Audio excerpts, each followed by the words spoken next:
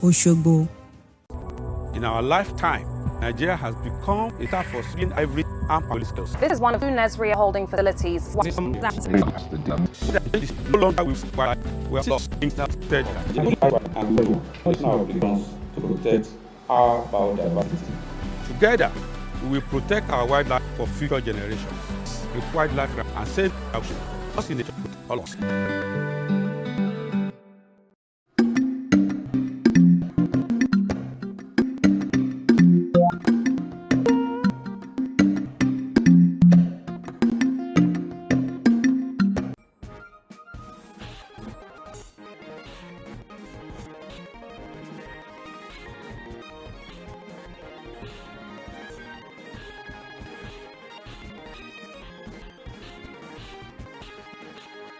West Spring Television, ours it is.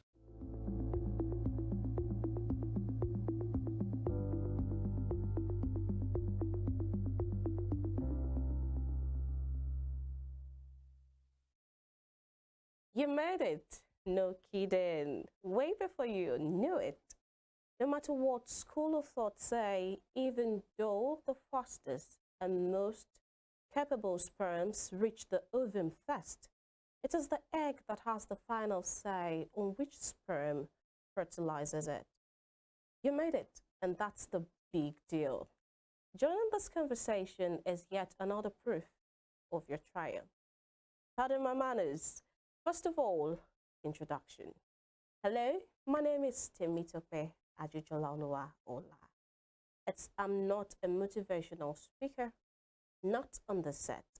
I anchor Western Spring Television's flagship health program, Spring Clinic, where we delve into everything health and well-being so we can help you not only to feel better, but also bring you information that will help you reduce the risk of diseases, lengthen your lifespan, save you money, and benefits the environment.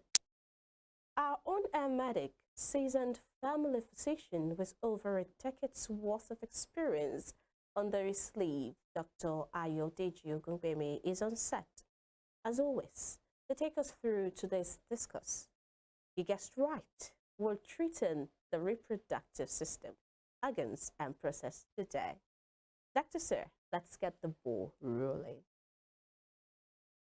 Thank you very much. Thank you, sir. Good afternoon. Thank you for having me. It's a pleasure always. I want to thank everybody joining management. Somehow, it's a topic I've been trying to run away from. Why? It's a topic everybody wants to know because it concerns everybody. Exactly, and that's why I've been trying to run away from. Because reproductive system, it's a very big system, and it touches everyone. Everyone, even the boy, the girl wants to hear something. Oh, reproductive system. Yes. So, well, let's get the ball rolling. And as our practices, be as simple as possible so that we can get one or two things from what we're discussing. And I really want to say I can't exhaust all the details because just like every other organ system we talked about, this is an area of specialty that after graduating from medical school, somebody will spend 5 years studying this alone. Not even just this, because this talks about both the female and the male. So they spend like 5 to 6 years on the female and then 5 to 6 years on the male. So what we are talking about today is a combination of two specialties. So we have the obstetrics and gynecology, majoring on particularly the female, and then the urologist. Urologist. Did you hear that? Urology. Majoring on that of the male. So we'll just try to mention some key things, key points. So what's the reproductive system? What is the reproductive system? It's just like every other system, but this time around, I like to say a very delicate and intricately connected vis-a-vis even timing, organ structures, and the physiology is very interesting because it deals with time, and a lot of things can affect it, and that's why issue of infertility remains a big topic in the world. Even despite all interventions, we have some cases where one may not really be able to have explanations. So let's look at it. The system is divided into two. You have the male reproductive system, you have the female reproductive system. So let's look at the male first. The male reproductive system, let's talk about the organs involved, or parts of it, anatomically. The very common one, we have the testes. Every male should have two. So, but there could be problems where some may have one, but it's a problem. That is, it's meant to be two. And without the testes, there's no way we can have the sperms because the testes are produced in the sperm. No, the sperms are produced in the. Now, I mentioned intricately and delicately. I deliberately chose those words because a lot of factors can affect sperm production in a normal testis. Okay. You know, I mentioned that the testis could be abnormal. That's one. But let's assume it's a normal testis. Other factors could affect it. Get to those points later. But we need to know testis is important. Then we have the epididymis. I'm not sure I've had that. We have. I have. Have you? I have. So the epididymis, these are like just connecting tubes here and there that will connect the testis to the various ducts. When we say ducts, we mean tubes. So epididymis, we have the vas deferens, we have the seminal vesicle, we have the prostate, and all these have their contribution to reproduction. So if one has a problem amongst these 5 or 6 components that I mentioned, then there will be a problem. Because I chose to take it gradually. So when somebody has an infertility problem, it's not just about the testes. Testes is just one of those. So, and then we have environmental factors, we have other factors around that. But I need to say this before we move on. People shouldn't be afraid.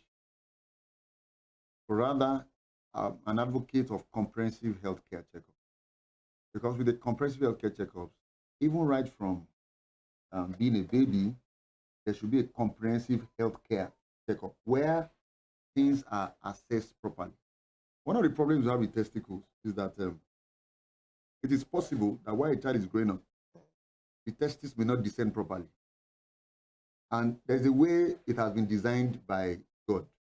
It's such that the testes must descend because the temperature of the human body will not allow for sperm production.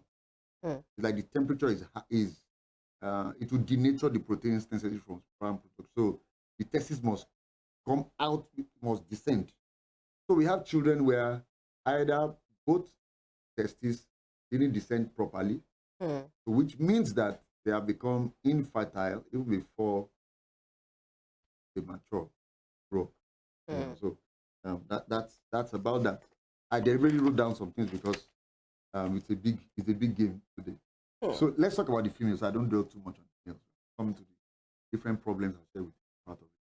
The females, we have 5 major components. We have the ovaries. People know about that very well. Normally, a woman should have 2. That's what they call eggs.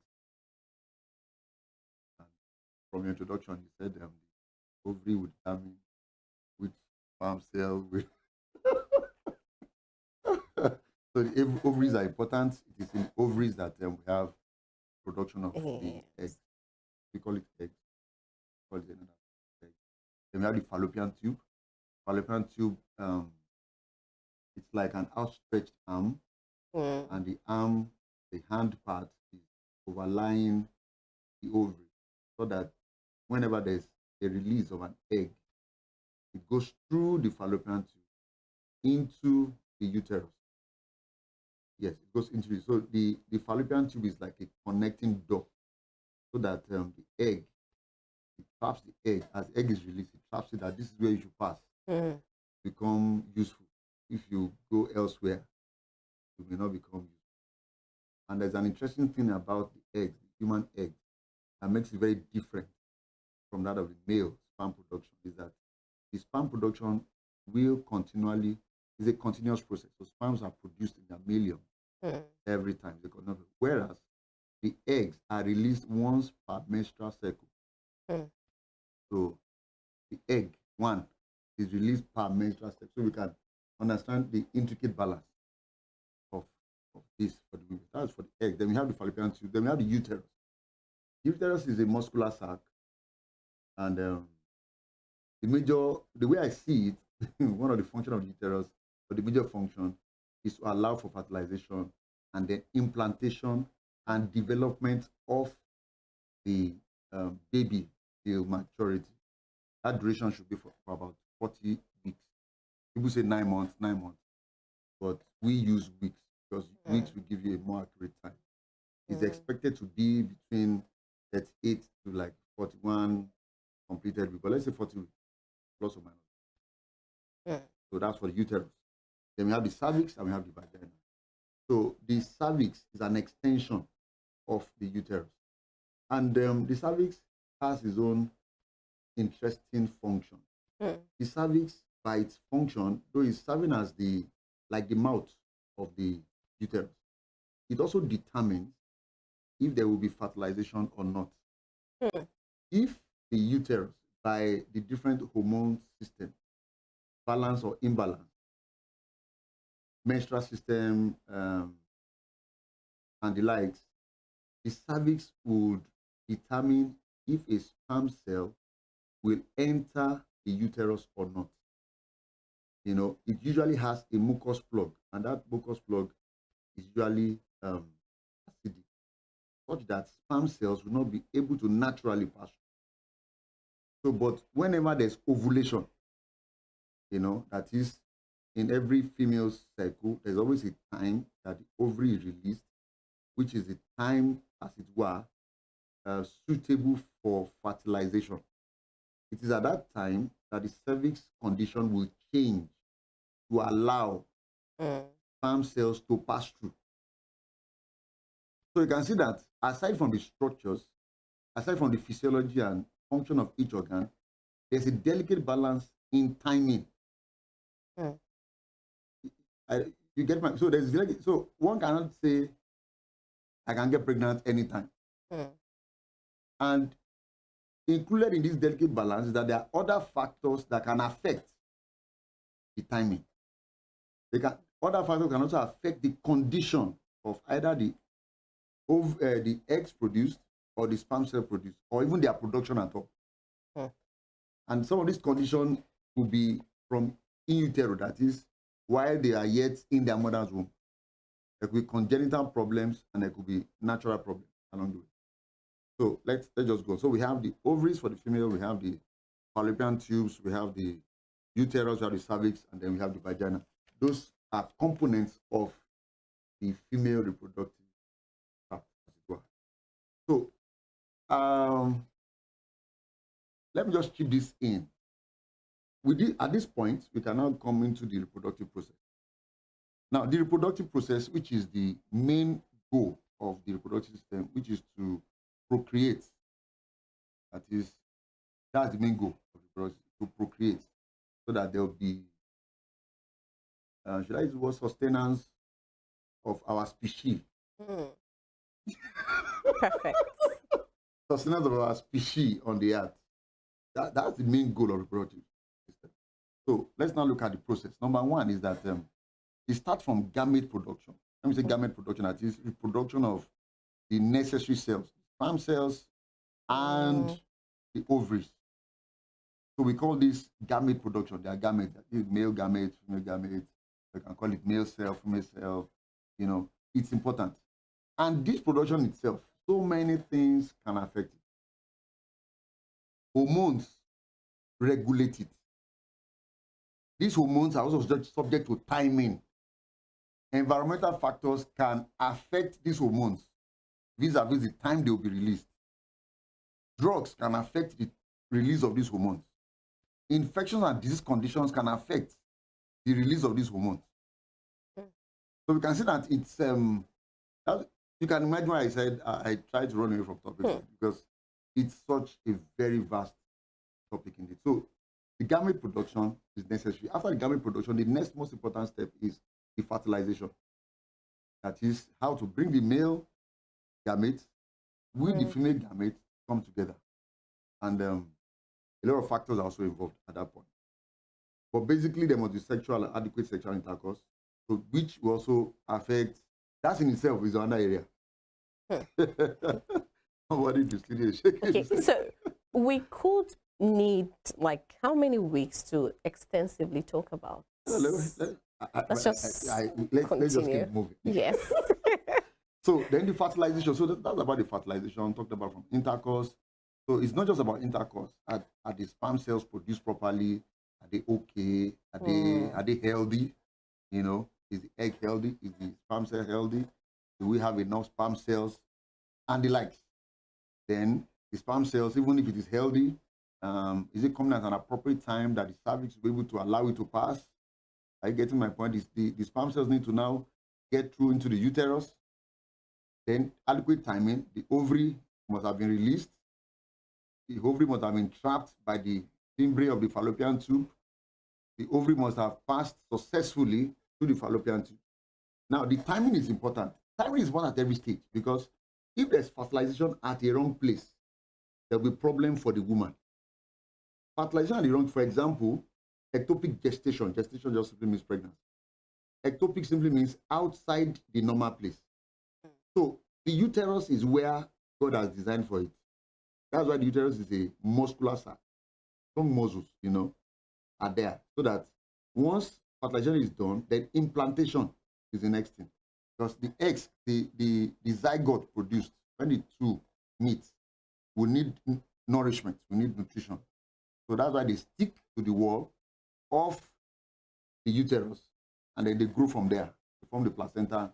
And they give it. Now, if the fertilization occurs, let's assume that the egg does not move fast enough through the fallopian tube, and the sperm cell goes through the fallopian tube and meets the egg on the ovary. That means pregnancy will happen on the ovary.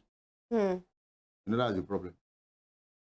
Or if the egg is not moving fast enough, and the sperm cells meet it in the in the fallopian tube, it means pregnancy will happen in the fallopian tube. And we all know that the fallopian tube is a small tube. So as the zygote increases in size due to growth, it will rupture. It will tear off the fallopian tube. So when you hear things like ectopic pregnancy, that's what it simply means. That is, the pregnancy has come, but it's now in the wrong place. And the wrong place will not be able to sustain it most times to cause damage. And that's why when there's an ectopic pregnancy, doctors have to run into it's an emergency. Because once it grows to a point, and the point is not created for it, just like you can assume if there's pregnancy on the ovary, that means the pregnancy is outside the uterus. Nothing can sustain it there. Though we have some wonders of the world, though. You know, but let's leave those wonders. Let's talk about normal. If the pregnancy is achieved inside the fallopian tube, just a matter of time, it will tear off the fallopian tube because it's growing up, it's enlarging in size. Pregnancy will tear off, and the woman will bleed to death. And the pregnancy will die once the woman is dead. You know, so it has to be in the uterus. So you can see that the timing of the ovary, the timing of the release of the spermatozoa is important. The timing about when they meet is also important. Okay, so let's begin to take the questions as we go. What happens in the case of this ectopic pregnancy? Is there a way doctors can remove, I don't know what word would be appropriate, but remove the pregnancy and implant it where it's supposed to be? Well, number one is that we have a lot of advances in medical science, or in medical technology, or technology in science. So there are different things that can be done. However, many times, these women come in. You know, in this part of the world, because it's a global platform, but let me say this part of the world, West Africa, Nigeria, Southwest Nigeria, a lot of women believe that even when they are sure that pregnancy has been achieved, they will not go for antenatal until a certain number of weeks. It's just a belief on the streets. When it's on the street, it's everywhere. And I try to tell them, it's the way you're smiling. You're right. It's so wrong. It's so wrong. The teaching is that in fact, ideally, before you get pregnant, you should have been visiting your doctor, because there's something called preconception care, where the woman must have been assessed and deemed fit for conception. Oh, Yeah. I needed to go over that. Now, the ideal is that before conception, it's not just about I've gotten pregnant, so I'm waiting till 12th week or 3rd month or 4th month. No, that's gross error. The ideal is that even before pregnancy, somebody is married and she and the husband have agreed, let's have a baby. From that time, the person should visit the hospital where she would be given preconception care, before conception care. And the goal of preconception care is to have the woman fit for pregnancy. If there are conditions that can affect their achieving pregnancy, those conditions are dealt with there. You know, so aside from, even if there are no problems, then you are sure that, okay, let's keep this woman fit to achieve pregnancy and to carry pregnancy to term. So preconception care is the ideal, so that once you now achieve pregnancy, then we move into antenatal care. Just it's a continuum, as it were. So, but what's on the street is that until you get 12th week, on 3rd month, 4th month, and when it is showing, you know, and these are wrong things, very wrong. So by that time, preconception care, I would have known if whatever problems are there, it would have been addressed. Preventive care would also have been administered. If the woman had to be, maybe we have to check her status, hepatitis status, all these things are assessed at PCV level, everything. So once pregnancy is achieved, the person should also get to the hospital. Pregnancy is achieved, we know your normal vital signs, we know everything in from prenatal care. So we keep monitoring, and if there is slight change that is not expected, we need to intervene on time. You get, but a lot of times people come in when the ectopic pregnancy has caused trouble. Is now pregnant, and a very common symptom is that they faint. You know, has a fainting spell. We call it a spell, fainting, or sometimes even bleeding PV.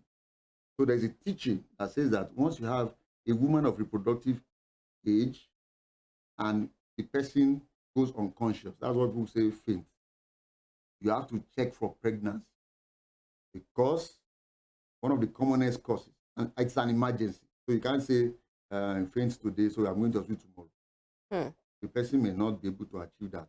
That is, maybe may have died for them. So there are a lot of interventions that could be if the person comes on time. A lot of medical interventions, a lot of surgical interventions, either to place it properly or to end the pregnancy itself. It's an individualized care, really, and that's where medicine is today. We can't say this is what we will do. It depends on you, the circumstances, and the conditions around that time that will determine what procedure will be done. So that's about ectopic pregnancy,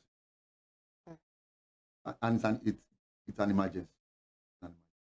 So after fertilization, we move into pregnancy. So pregnancy, antenatal care, the fertilized egg becomes zygote, must implant in the uterus. Now, the uterus itself, based on hormonal changes, would also have been prepared for pregnancy. The uterus is not always prepared for pregnancy. That is, the uterus will not always accept pregnancy. Part of preparation is that due to hormonal changes, the endometrium, which is the inner lining of the uterus, would have been greatly enriched. Let me use that word. It would have been thickened, made more succulent, increased blood supply, expecting that something is coming to come and eat. Preparing a banquet, so to speak. Preparing a banquet, so to speak. So makes it so conducive for implantation. So that egg plus the sperm that has fused together, we now rest on it and start to feed from it. So it forms a placenta, and then the umbilical cord. So as the baby keeps growing, this now becomes more differentiated. You have the placenta, you have the uterus, the placenta, umbilical cord, then the baby. You know, so that's that. Then the childbirth. So I divided into the reproductive process, gamete production, fertilization, pregnancy, childbirth. When the baby is okay, after an average of 40 weeks, it will be less than 40 weeks, 37 completed weeks, or 41 completed weeks. That's the range. But by the time it's 40 weeks, baby is mature enough. Then we have the uterus. You know, science is wonderful. God is just an interesting. When it's time, the uterus that has been accommodating, you know, stretching to take baby, will start to contract to push out the baby. That it's You're time. like overstayed. Yeah, You've 40 overstayed weeks your are trying to welcome. come and go. Come Yeah. and leave. So there are occasional. Initially, there will be occasional contractions here and there. We call it Braxton Hicks contraction. Just to me, it's like sensitizing both the baby and the mother. It's close to time. Oh, you know, there's a Yoruba adage that Yes. says that if you are given a visitor the head of yam, or is it the head of yam or the lower part of yam, you are telling the visitor that it's time to go. So the contractors are just saying, okay, Quick notice. quick notice. I give you 2 more weeks to evict, and then a time really comes. The contraction becomes strong. You know, then the cervix will start to dilate. The cervix that have closed up all these wires, preventing the baby from dropping, will now start to relax. So you would have been hearing things like the dilation is 1 cm, the dilation is 2 cm. Yes. You know, yes. The cervix will dilate to accommodate the passage of the baby. Now, that in itself, that process is also a very intricately delicate process, because the passage of the baby, it depends on the position of the baby, the size and the weight of the baby, the condition of the uterus, the condition of the cervix. So many things are there. So the birth process is a very delicate process. Wow. Can I continue? Because Yes, sir. so I've divided that into reproductive process, gamete production, fertilization, pregnancy, and childbirth. And each one is a whole topic that we can keep talking about. So even the childbirth, which is a very visible one, as it were, it shouldn't happen, but it does happen that things can happen during pregnancy, and that the mother has complications, or the baby has complications, or the womb has complications. A lot of this is due to a lot of factors. I've mentioned poor antenatal care. Even people themselves don't, to me, I think they don't take themselves seriously. They assume that things can happen. Yes, people can deliver, I understand, without much problem. But the one that will have problems, You would never know. but a lot of these cause problems are preventable. So people should go for antenatal on time. Go for antenatal care on time. In fact, I'm advocating using this part of the state. Preconception care is important. Very, very. It will prevent a lot of unwanted issues during pregnancy. You know, there are conditions that could have been treated before the baby comes. But if it has not been addressed, then it will not be a problem during, it will be, actually, it will be more of an issue during pregnancy, because you're now thinking, how should we handle it? And some will also affect the baby after delivery. So, Well, that's on that. Doctor, I'll need to hold you on that. Isn't it such a blessing that Doctor is here today to talk about this reproductive organ? Well, we'll be taking a quick breather right now, but when we get back, Doctor is going to take it up from right here where he's living.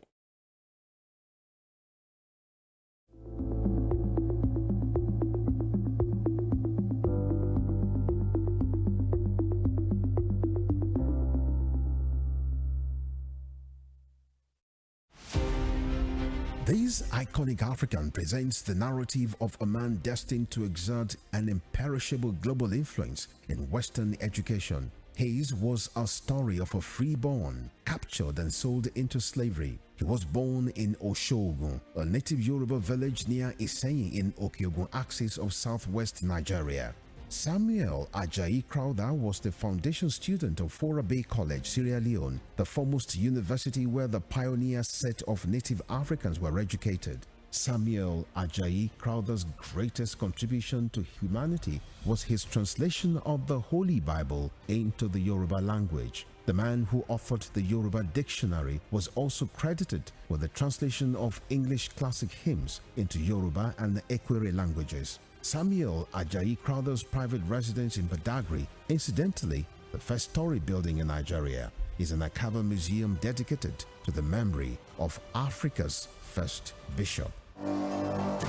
Western Spring Television identifies Samuel Ajayi Crowther as a watershed character in history.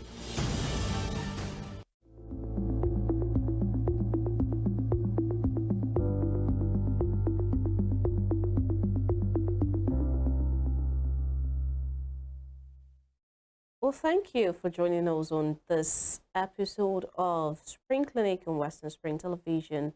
Well, right back, we've been talking about the reproductive organs in case you're just joining us. Dr. Ogunbemi is here to take us through what the reproductive organ is and, in its totality, what it does, what it's about. Now, we've been talking about, we've talked about conception as it is, and right now getting down to complications that could arise from that. It stops there, and then we are ready to move on. Thank you very much. So, yes, we are back. I think I would like to go into health conditions that can affect the reproductive. I say that because I actually put down some of these things so that I won't leave any stone unturned. Hormonal regulation of the reproductive. Now I mentioned hormones and the delicate balance. These are the timing. I think we should know. We really should know. We have the hypothalamus is in the brain. I won't wonder what does the brain have to do with sexual reproductive. There's a part of the brain called the hypothalamus and the pituitary. They're actually responsible for the overall control or regulation of this. So the hypothalamus will produce a hormone called gonadotropin releasing. That's like the father of the country. So the gonadotropin releasing hormone will now control an organ called the anterior pituitary gland. So the anterior pituitary gland will release FSH, follicle stimulating hormone, and luteinizing hormone. In medical books, we call it FSH and LH. So it is possible if anyone is given an investigation and see FSH, LH, know that they are being tested, know the level of those hormones. Okay, so gonadotropin releasing hormone will work on the anterior pituitary gland, which will release FSH and LH at different concentrations at different times. Now, these two hormones are important in the males and in the females. But there are other ones that are added. In the males, we have the testosterone, and the females, we have the estrogen and progesterone. Progesterone will become elevated during pregnancy. In fact, progesterone is like labeled the hormone of pregnancy. Progesterone will be what works to keep the environment conducive for the baby. We need to give you a we need to give us. Well, let me quickly go into different problems of this organ. Let's look at the male. Very common problem: erectile dysfunction. Erectile. I'll just talk about. It's a big topic, very big topic, and it is defined as the inability of a male to achieve or maintain, some say sustain, erection sufficient for sexual intercourse. So it could be a problem of achieving it or a problem of sustaining or maintaining it. And it must be sufficient for sexual intercourse. So, and it could be caused by so many. A very common cause is psychological. A stressed person, if he's not psychologically okay, there'll be issues with that. So, because we see this a lot. And by the time we investigate, we find out there's no problem. Just that you are not, you know, just maybe your thoughts are somewhere else. So, cardiovascular diseases can cause it. Diabetes mellitus can cause it. Hormonal imbalances can cause it. Medications can cause it. Smoking can cause it. Alcohol consumption can cause it. Psychological problems can cause it.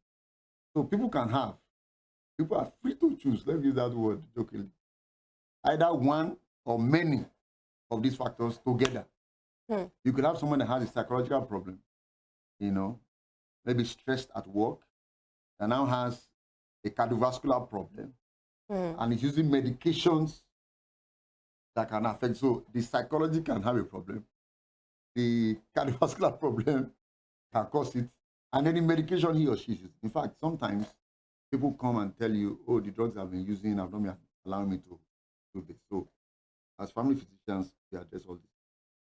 Then we have problem with the prostate. People are so familiar with BPH, benign prostatic hyperplasia, prostatic cancer, but people are not familiar with prostatitis, inflammation due to bacterial infection of the prostate. It can also be a problem. So those three are there. We have testicular disorders. We have testicular cancer. We have varicocele. Varicocele is a very, I won't say common. These are problems that people don't pay attention to. You know, we all know varicose veins.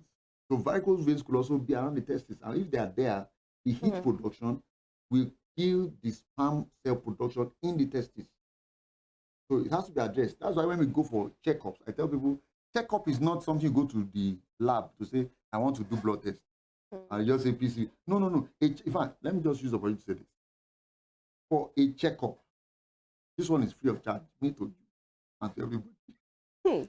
For a checkup, you go to a qualified doctor, preferably family physician, because what you are going to deal with cuts across all organ systems, irrespective of age and gender. You get it.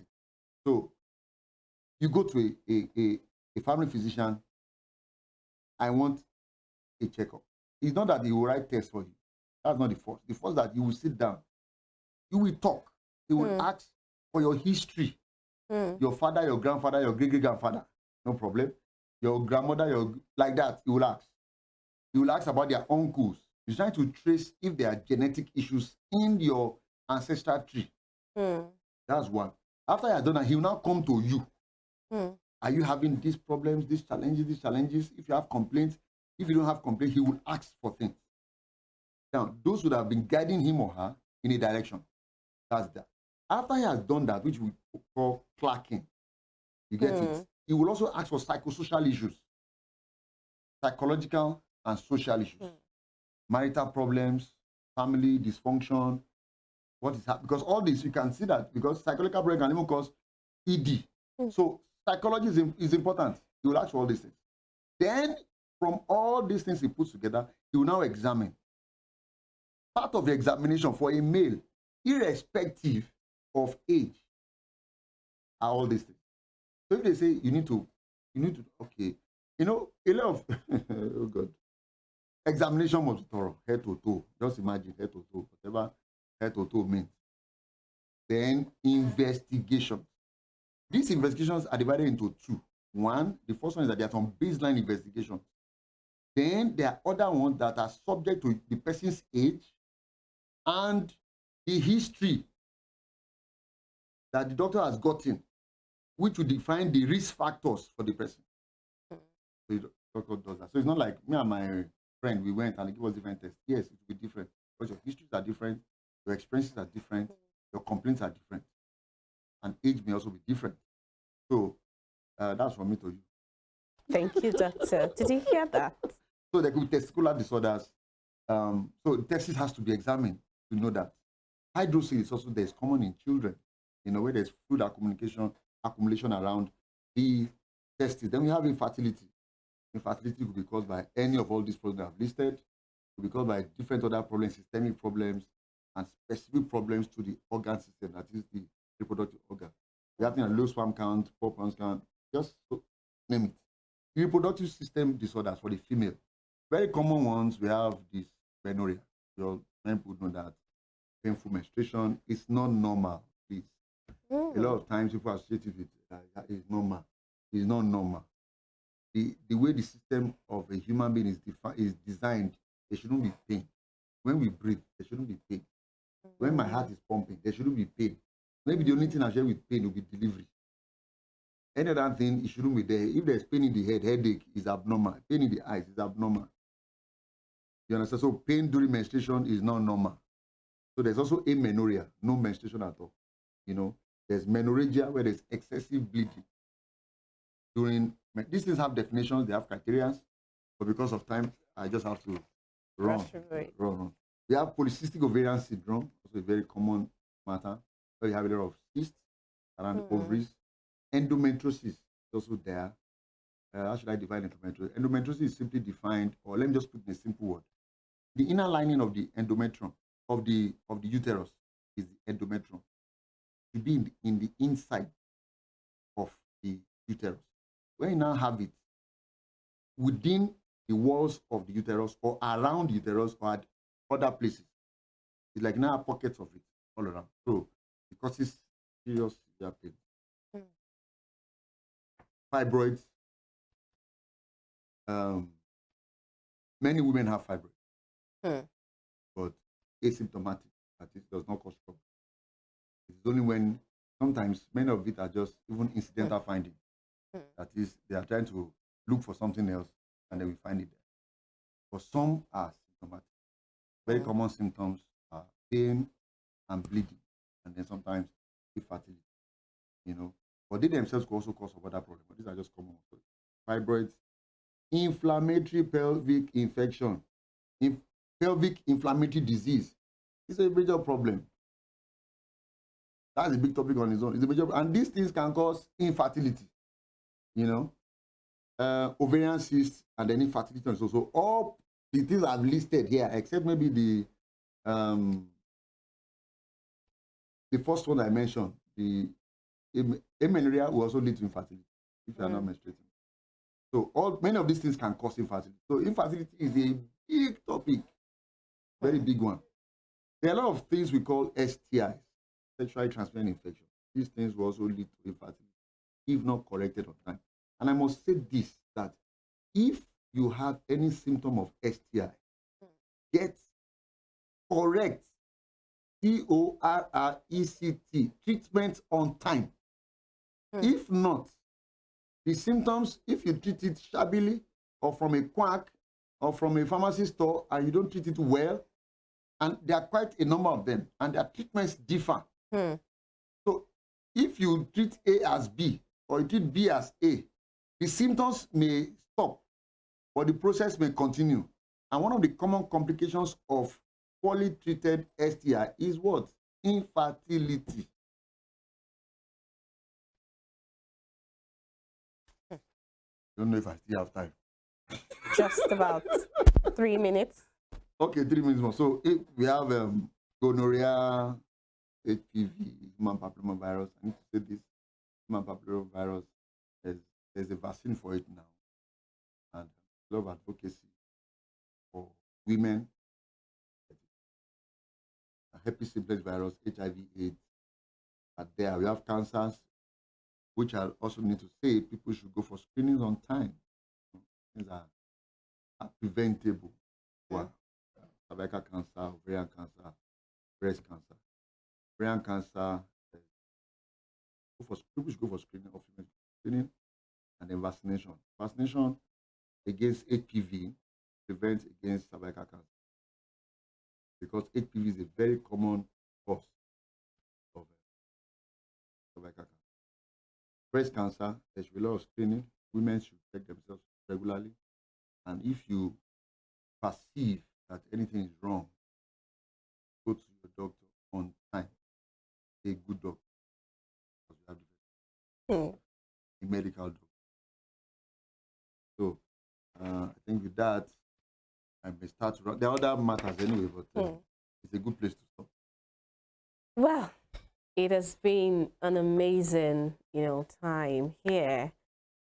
Hearing Doctor talk about the reproductive organ, lots of things. In fact, I think it's the one that we didn't really have so much time to really, handpick and talk. But my take home today, I don't know what your take home is, but my take home today is about getting preconception care. Preconception care and the fact about treating all STIs correctly. Doctor said not all those STIs have different treatments, don't treat them. You cannot treat them the same. And he also emphasized you getting, the medical doctor, not a quack, in his words, medical doctor, not a quack, who knows what he's doing. Thank you, Doctor, for, your time today. It was really insightful. And we have, a good take home. Please get preconception care. It's very important, so that every complication could be detected on time. Thank you very much for joining us today on this episode of Spring Clinic on Western Spring Television. My name is Temitope Ajijola Oluwaola. Looking forward to having you on the next episode.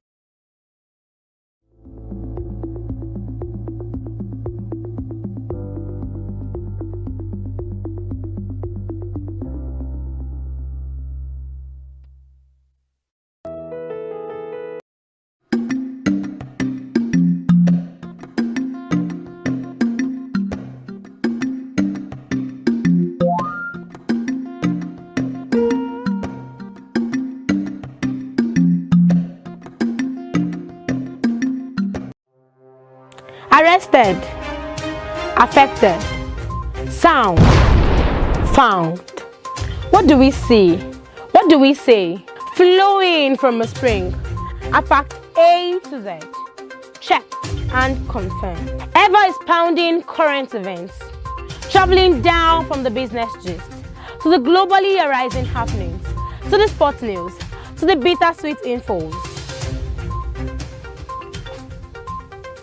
Guided transmission, even diffusion, vast and fast.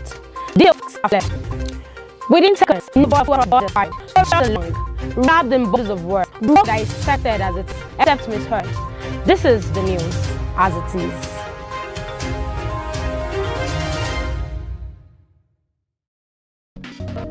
Hello guys, I'm Dr. Kofua, a wildlife conservationist and a veterinarian to discuss challenges of illegal bushmeat in Nigeria. Nice to be here again with you, Dr. Mark. So in our last chat, you explained how illegal bushmeat was negatively affecting the animals. Can you shed more light on that? So there's one aspect of it which is eating bush, low consumption. The bushmeat also is being exported to countries like in Asia and all that. That is a problem. Because when you're exporting, you're not looking at 1, 2, 3, 4, 5 animals. You're exporting you're looking in hundreds, in thousands, in large numbers to make your profit. So that is, and this is what's driving extinction. We're losing our animals at an unprecedented rate. We have holes that are appearing. Our penguins, our gorillas, our chimpanzees, and our gorillas are very unique species. So if we lose them, it's lost forever. Because you see that there are countries killing millions in dollars just this animal country. I pay to go in there, I pay to go to see house. It's crazy. There now we through a lot of things that we're not paying attention to. It's a paradox. When you talk about bushmeat, it's illegal white trade, people say poverty. But we do know that is this thing of the bit that perpetuates poverty. How so? Please because explain. You made a mention of people spending good money to go chase these animals. The elephant in its life can feel over $1 million from tourism. But if you kill the elephant and sell the tusk, it's not selling more. It's richer. Okay, so I understand everything that we've spoken about, but does this impact an average? For instance, I'm going to read something. The government is from soil. Another person here, we have to bring good lifestyle. If they finish, we will die. We have real human issues like poverty, corruption, insecurity. I understand what we are talking about, but from their perspective now, why should they care? We think we humans are existing and the animals exist on their own. Fail to see interdependence. How much we need the forest for us to thrive. How much we need the animals. And more the hard things get wrong. For example, if you sign a health directly, like the pangolins. One pangolin can up to 20,000 ants in a. Imagine an entire population. But when we kill them and wipe them out, so you find the population going close and find but besides we might still finish it because not this way like which impacts price up. So that things just get harder. That's causing hardship for us today is insecurity and terrorism. Do you know made from wildlife trade is used directly to finance terrorism? Nigeria. And around the world. Because that's where they get the money without having to come into town. So you find out that as long as we're not getting the games, these problems will continue.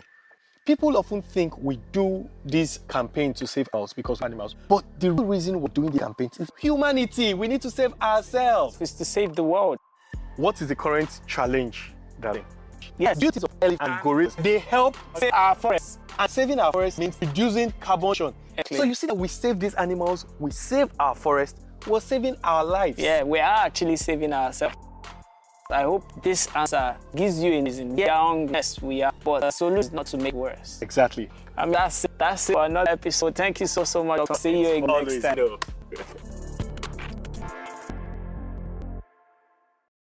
Is winning fans globally, but we are losing our wildlife, illegal bushmeat, and this is not funny at all. If we continue, we risk losing us and behind the generation to come. Tell your family and friends not to buy or sell illegal bushmeat because protecting nature protects us all.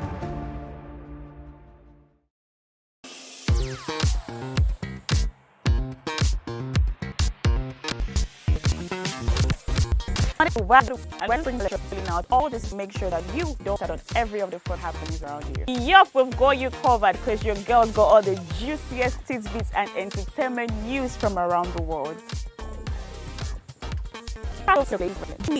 Eccentric as we take you into every bit of juiciest news, fashion, music, movie, or other content. Make sure we'll get now with your favorite celebrities via phone call, Zoom, if you like it. It's on Wednesday and happens.